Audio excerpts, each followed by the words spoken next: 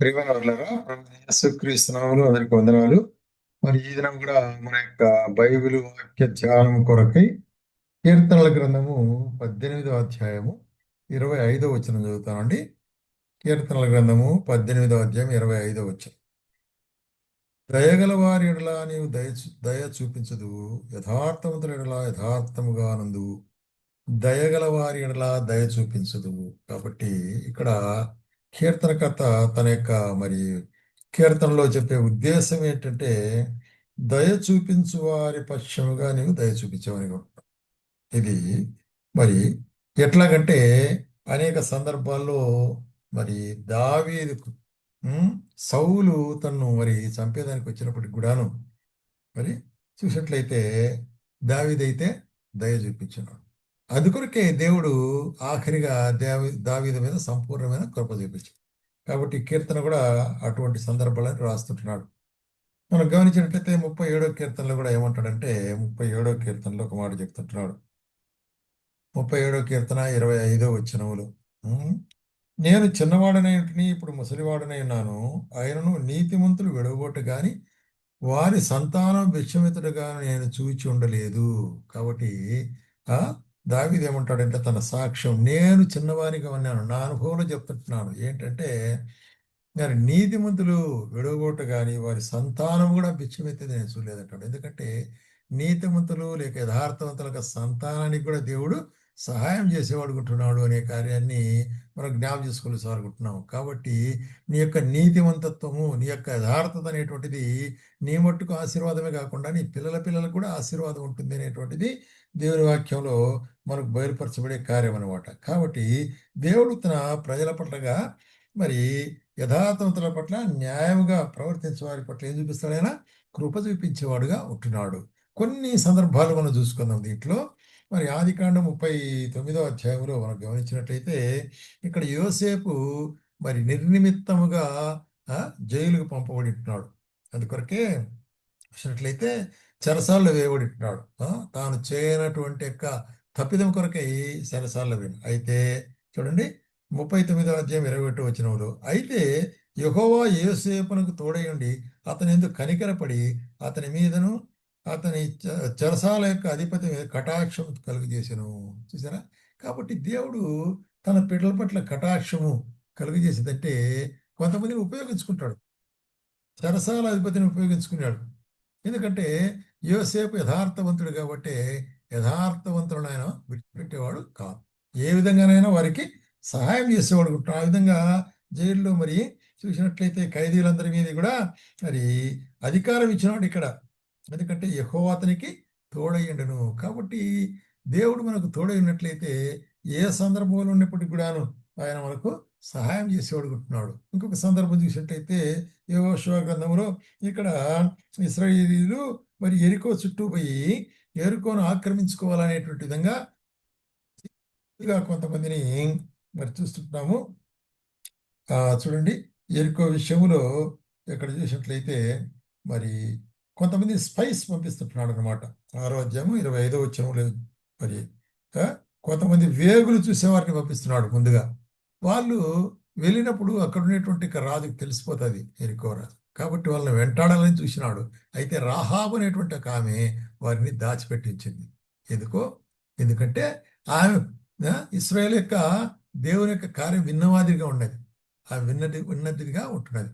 కాబట్టి ఎట్లయినా వారిని ఆ విధంగా దాచిపెట్టడం ద్వారా మరి యెహోషువ ఏం చేశాడంటే యెరికోను మరి దండెత్తి దాన్ని స్వాధీనపరచుకునేటప్పుడు రాహాబును వేసే యెరికో వేగుచూచుటకు యెహోషువ పంపిన దూతలను దాచిపెట్టి ఉండెను కనుక అతడు ఆమెను బ్రతుకనిచ్చెను. నేటి వరకు వాళ్ళు ఇశ్రాయేలు మధ్యలో. కాబట్టి ఆ యొక్క మరి చూసినట్లయితే యెరికోలో అందరూ చనిపోయినారు. అయితే రాహాబు ఆ వీటి వారు మాత్రం ఉంటారు. కాబట్టి దేవుడు తన కనికరాన్ని తన కృపను చూపిస్తాడు. యథార్థవంతులు హృదయం ముందు యథార్థత ఉండాలి. అందుకొరకే న్యాయాధిపతుల గ్రంథంలో కూడా ఇంకొక సందర్భం ఇక్కడ, యోసేపు ఇంటి వారు బేతేలునకు వెళ్ళినప్పుడు యెహోవా వారికి తోడైండును. పూర్వము లూజ్ అనబడిన బేతేలును వేగుచుకు యోసేపు ఇంటి వారు దూతల పంపిరి. కాబట్టి ముందుగా ఒక పట్టణాన్ని మనం జయించాలంటే అక్కడ వేగుల వారిని పంపుతారు. అది ఆ దినాల్లో ఆచారం. ఆ విధంగా వేగువారిని పంపినప్పుడు ఆ దూతలు అక్కడ వెళ్ళి ఆ పట్టణం చూసేటప్పుడు ఒక మనుషుడు ఆ పట్టణం నుంచి బయటకు వచ్చాడు. అతను చెప్పారు, చూడు ఈ విధంగా మేము వేగు చూసేదానికి వచ్చాము, మాకు సాయం చేస్తే నేను బ్రతుకునిస్తామంటే అతడు సాయం చేశాడు.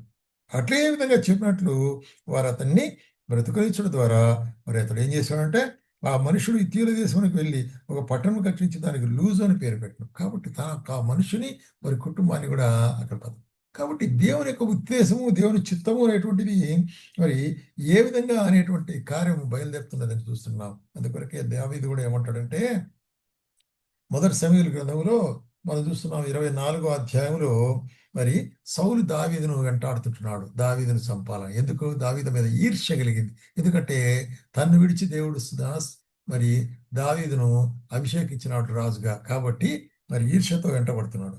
ఒకసారి ఏమైంది, అడవిలో ఒక గుహలోనికి పోయినాడు. లోపలికి పోతే ఆ దావీదు అతని మనుషులు ఉండరు. అయితే గుహలోకి పోయి మరి తిరిగి బయటకు వచ్చిన తర్వాత అతను చెప్తాడు, ఏమంటాడంటే ఏ విధంగా నేను నిన్ను విడిచిపెట్టా చూడంటున్నాడు కదా. చూసినట్టయితే మరి ఇక్కడ మరి ఏన్గేది అరణ్యం అక్కడ గుహలో ఉండేటప్పుడు కాబట్టి ఏమంటున్నాడు ఇక్కడ, నేను నిన్ను విడిచిపెట్టాను అంటున్నాడు. 24:10 ఏమంటాడంటే యెహోవా నిన్ను ఎలా గుహలో నా చేతికి అప్పగించనో అది నీవు కళ్ళారా చూచితివి. కొందరు నిన్ను చంపుదమని నాతో చెప్పినా కూడా నేను నిన్ను చంపలేదు. కాబట్టి నా యథార్థతను చూసి దేవుడు నాకు సహాయం చేస్తాడు. నేను నిన్ను చంపిండొచ్చు, సమస్య తీరిపోతుంది. అయితే నేను అట్లా చేయను.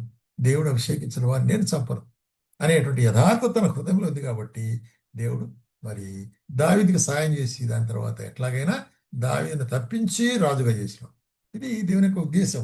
కాబట్టి దేవుని యొక్క ఉద్దేశం నెరవేర్చబడేటప్పుడు ఆయన ఏ విధంగానైనాను తన యొక్క కార్యాలు బయలుపరిచేవాడుకుంటున్నాడు. అందుకొరకే ఏమంటాడంటే సామెతల గ్రంథంలో 21వ అధ్యాయం, యెహోవా చేతిలో రాజుల హృదయం నీటి కాలువలే ఉన్నది, ఆయన తన చిత్తవృత్తి చొప్పున దానిని తిప్పును. కాబట్టి రాజుల హృదయమే యెహోవా హృదయం, యెహోవా చేతిలో ఉంటుంది, దేవుని చేతిలో ఉంటుంది. కాబట్టి ఆయన తన చిత్తానుసారంగా తనకిష్టమైన మనుషుల వైపు, తనకిష్టమైన మనుషుల మీద కనికరం, తనకిష్టమైన మనుషుల మీద సహాయం. చూసారా? కాబట్టి ప్రియమైన సోదర సోదరి, ఈ కార్యాన్ని నీకు నా జీవితాల్లో గమనించాలి. మనం యేసుప్రభువుని నమ్మి ఆయన బిడ్డలుగా ఉన్నట్లయితే, యథార్థముగా మనం నడిచినట్లయితే ఆయన మనకి ఎటువంటి సందర్భంలో కూడా ఏ విధంగానైనా ఆయన మనకు సహాయం చేసేవాడు ఉంటాడు. అందుకొరకే మరి కీర్తనకర్త ఏమంటాడంటే, దయగలవారెడలా నీ దయ చూపించదు. కాబట్టి దయ, కనికరం, కృప అటువంటిది మనం కలిగి ఉండాలి. బిడ్డలుగా మనము దయ, కనికరము అనేటువంటిది, ప్రేమ, జాలి అనేటువంటి చాలా ప్రాముఖ్యం.